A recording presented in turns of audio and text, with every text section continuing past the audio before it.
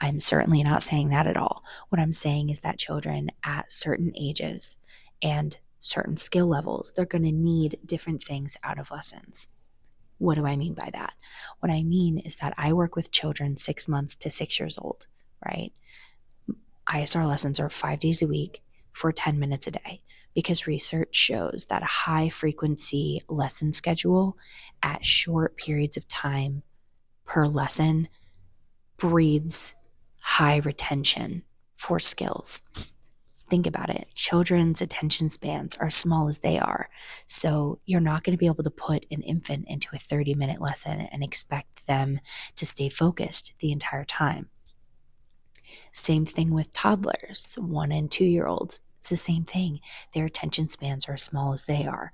They can't be in a 30-minute lesson and be expected to not get distracted. It's just too long of a lesson for them. So for those children who are just learning how to self-rescue and being as though that their attention spans are so little and that children are faster and smarter than we are 90% of the time, it's safer for them to be in one-on-one lessons so they have the undivided attention of an instructor. Now, older kids, like for example, my 3-year-old has been in strokes lessons for the past 6 months.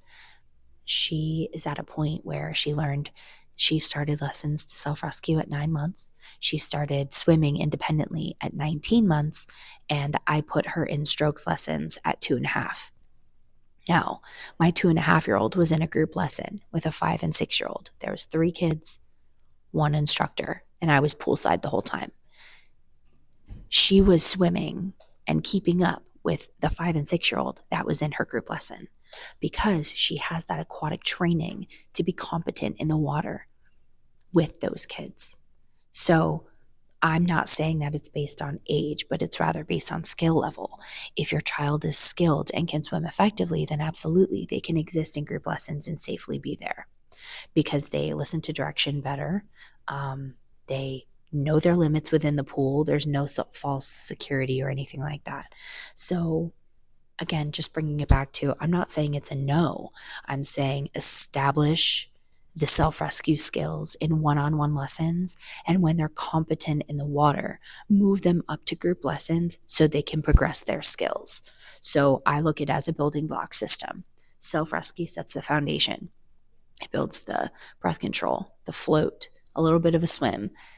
Self-rescue builds that foundation, and on top of that foundation you have group lessons and strokes and swim team, things like that. All of that builds on top of that foundational block that is set by self-rescue. So I'm not saying that group lessons are not at all. I'm saying there is a structure built within swim lessons that safely layers on top of each other to build skills. So I hope that helps.